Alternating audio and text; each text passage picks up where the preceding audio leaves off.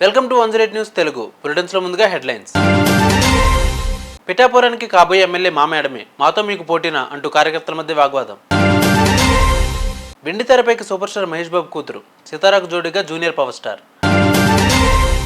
శ్రీవారి భక్తులకు టీటీడీ దేవస్థానం ప్రత్యేక టికెట్లు ఈ రోజు నుండే ప్రారంభం. ప్రశాంతంగా జరిగిన పట్టభద్రుల ఎన్నికల పోలింగ్, అంచనాలకు మించి పోలింగ్ జరిగిన పరిస్థితి. రాయలసీమ వాసులకు రైల్వే శాఖ అధికారులు శుభవార్త. వేసవి రద్దీని దృష్టిలో ఉంచుకుని అనంతపురం మీదుగా 2 ప్రత్యేక రైళ్లు. పిఠాపురంలో కాబోయే ఎమ్మెల్యే ఎవరు అని స్థానిక ప్రజలతో పాటు దేశ విదేశాల్లోనూ కూడా తెలుగు ప్రజలందరూ ఎన్నికల ఫలితాల కోసం చాలా ఆసక్తిగా ఎదురు చూస్తున్నారు. పోలింగ్ జరిగిపోయి 2 వారాలు అయిపోయినా సరే వైసీపీ నాయకులు మాత్రం పిఠాపురంలో మేము అంత చేశాం ఇంత చేశామని చెప్పుకుంటున్నారు. పవన్ కళ్యాణ్కు మైనస్ పాయింట్లు, మా నాయకురాలు వంగగీతకు ప్లస్ పాయింట్లు చాలానే ఉన్నాయంటూ చెప్పుకుంటూనే ఉన్నారు. ఇంకా ఒక్కడుగు ముందుకు వేసి వైసీపీ నాయకులు ఆంధ్రప్రదేశ్కు కాబోయే ఉప ముఖ్యమంత్రి వంగ గీత గారంటూ కార్ల మీద స్టిక్కర్లు వేసుకుని తిరుగుతున్నారు. న్యాయశాస్త్ర పట్టభద్రురాలైన వంగ గీత గారు జిల్లా పరిషత్ చైర్పర్సన్గా పనిచేశారు.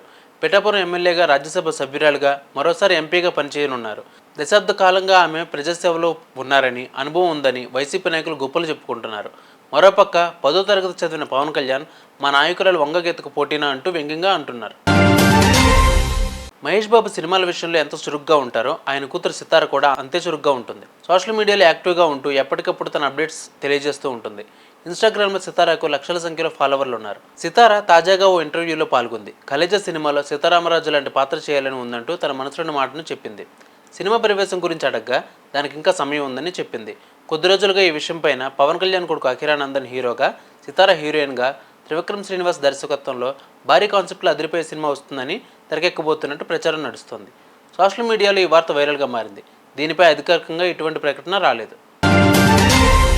శ్రీ వెంకటేశ్వర స్వామి సేవకులుగా భక్తులు పాల్గొనే అద్భుతమైన అవకాశం కోసం చాలామంది భక్తులు వేచి ఉంటారు. అలాంటి వారి కోసం ఆగస్టు నెలలో స్వామివారి సేవకు సంబంధించి శ్రీవారి సేవ ఆగస్టు కోటా టికెట్లను నేడు విడుదల చేస్తుంది.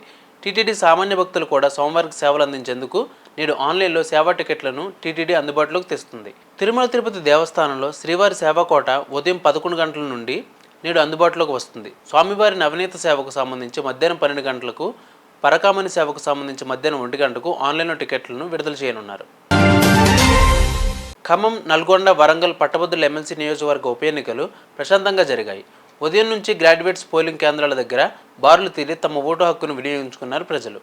నియోజకవర్గ పరిధిలో గ్రాడ్యుయేట్లు అయిన ఎంపీలు, ఎమ్మెల్యేలు, ఎమ్మెల్సీలు ఒక్కొక్కరుగా ఓటు వేశారు. నల్గొండ జిల్లాలో 11.34%, యాదాద్రి భువనగిరి జిల్లాలో 11.26%, మహబూబాబాద్ జిల్లాలో 11.01%, జనగామ జిల్లాలో 10.23%, ములుగు జిల్లాలో 10.31%, సూర్యాపేట జిల్లాలో 11.32%, జయశంకర్ భూపాలపల్లి జిల్లాలో 7.89% పోలింగ్ నమోదైంది. మిగతా జిల్లాల పోలింగ్ వివరాలు తెలియాల్సి ఉంది.